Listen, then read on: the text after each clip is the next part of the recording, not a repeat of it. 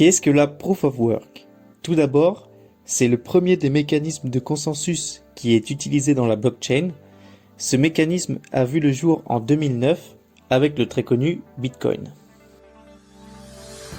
Car en effet aujourd'hui, d'autres mécanismes de consensus ont fait leur apparition, comme la Proof of Stake. Vous pouvez d'ailleurs regarder notre vidéo sur le sujet. Mais revenons-en à la Proof of Work. Pour comprendre ce concept, il faut d'abord comprendre ce qu'est un mécanisme de consensus. Le mécanisme de consensus permet de s'assurer que tout le monde a les mêmes données et possède le même historique de transactions sur la blockchain. Ainsi, le contrôle de la blockchain est décentralisé, permettant d'éviter les fausses transactions.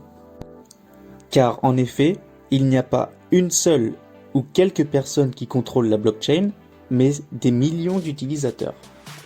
Concrètement, cela veut dire que si Alexis envoie un Bitcoin à Martin, tous les utilisateurs vont vérifier que cette transaction a bien eu lieu. Une fois vérifiée, elle sera inscrite sur l'historique de la blockchain. Cela veut donc dire que l'information est publique et qu'elle ne peut être modifiée. Mais alors, comment s'assurer que tout le monde possède les mêmes données? C'est là que la Proof of Work intervient. La Proof of Work est un système qui utilise la puissance de calcul pour éliminer les fausses transactions. Voici un exemple de fausse transaction. Disons que Marie possède un Bitcoin. Elle décide de l'envoyer à Emma. Elle n'a donc plus de Bitcoin dans son portefeuille, mais essaie tout de même d'en envoyer un autre à Lucie. La Proof of Work, grâce à ses utilisateurs, va permettre d'inspecter cette transaction et faire en sorte qu'elle n'ait pas lieu. Quant aux transactions réelles, elles sont répertoriées dans un bloc qui sera validé puis rendu public par les utilisateurs qu'on appelle mineurs. Un bloc sur Bitcoin par exemple peut contenir en moyenne 2000 transactions. Une fois cette capacité atteinte, un nouveau bloc sera créé et pourra contenir de nouvelles transactions.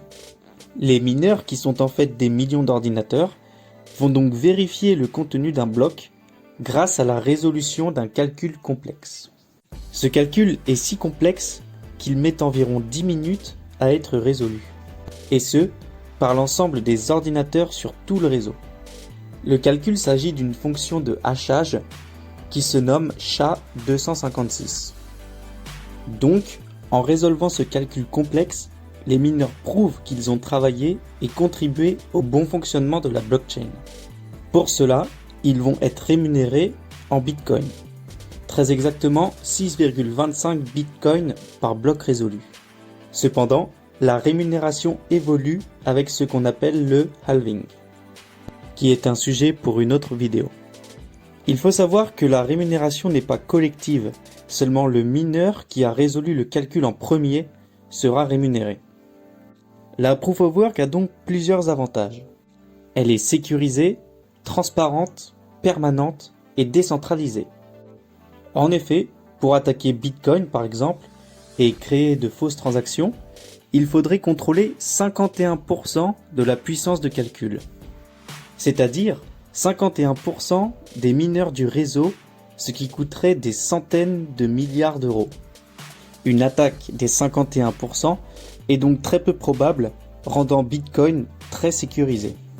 Mais la Proof of Work a également des inconvénients. Elle consomme une tonne d'énergie.